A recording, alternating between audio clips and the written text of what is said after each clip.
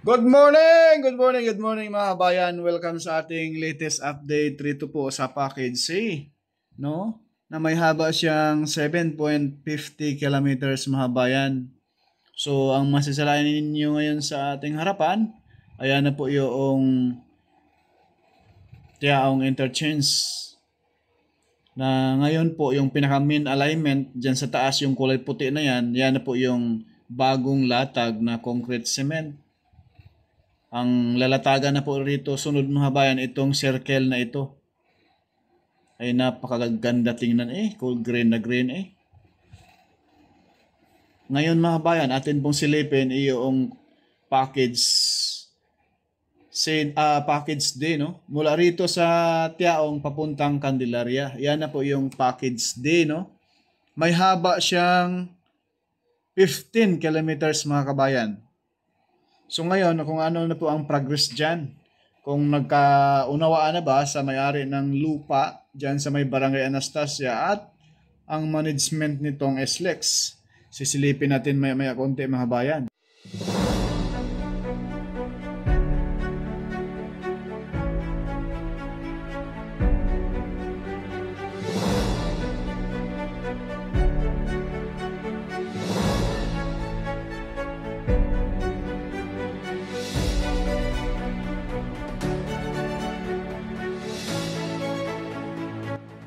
Ayan po mga bayan, masisilayan na po natin yung kasada sa ilalim, yung may dumadaan na mga sasakyan dyan, pakaliwa papuntang Dolores, Quezon. Ang pakanan ay papunta rito sa Yaong proper, no?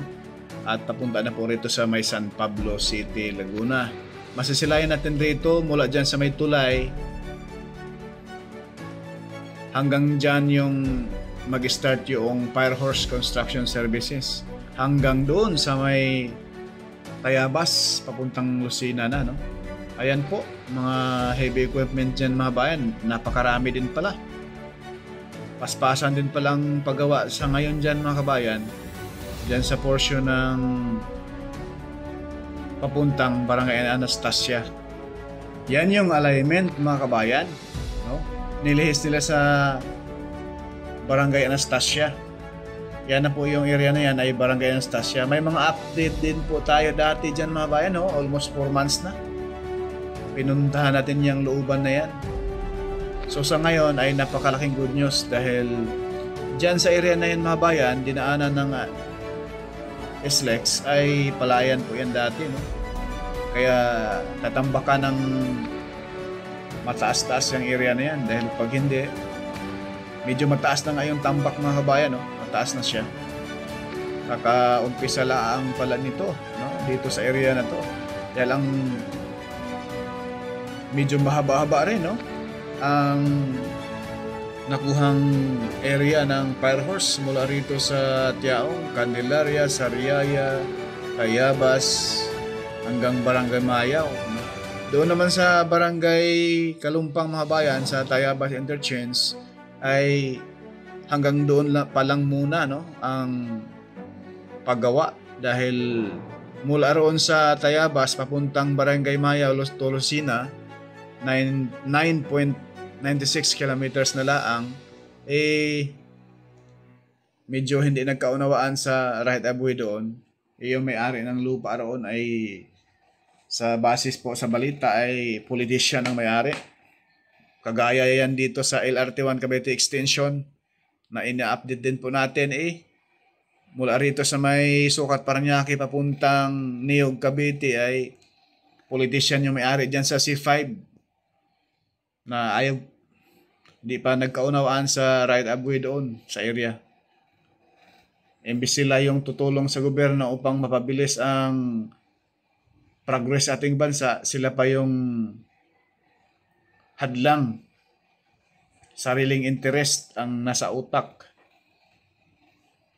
Yan po mga bayan, yung kaharap sa ating kamera ay papunta na po yan ang San Pablo Interchange. Nakasalukuyan po may mga update tayo doon sa unahan mga kabayan.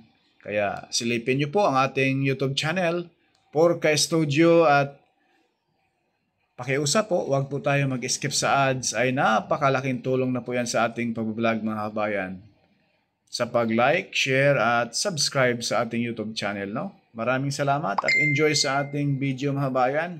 Dahil ito ay kaabang-abang na project, ito ay sagot sa kalbaryong traffic mula sa may Santo Tomas, sa may Torbina hanggang doon sa may Lucena, matraffic mga bayan. Kaya ito ay matapos, talagang mula Lucena, paluwas ka ng Maynila, baka abutin na lang ng 2 oras. Dati 4 o 5 oras pag sobrang traffic, no?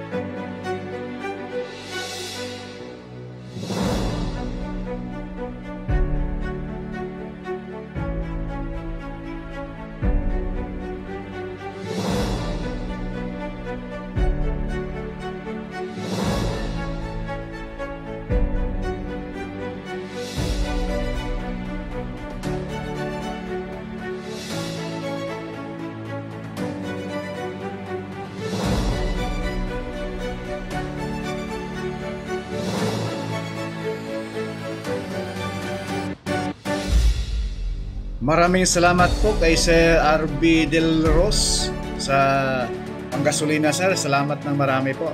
Si Lord na pong bahalang magbalik sa inyo ng siksik, liglig, umapaw na blessings. Thank you so much, sir. Thank you so much po.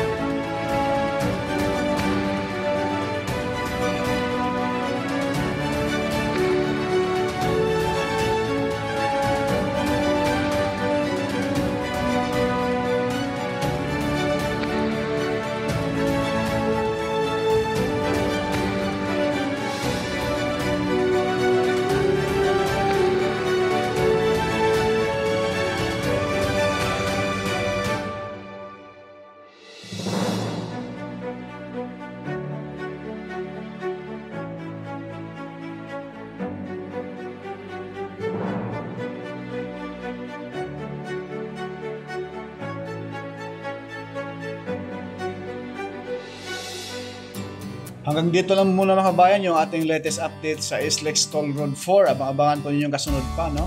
Forecast Studio, hindi sikat pero nag-aabot ng balitang tapat. God bless po sa lahat.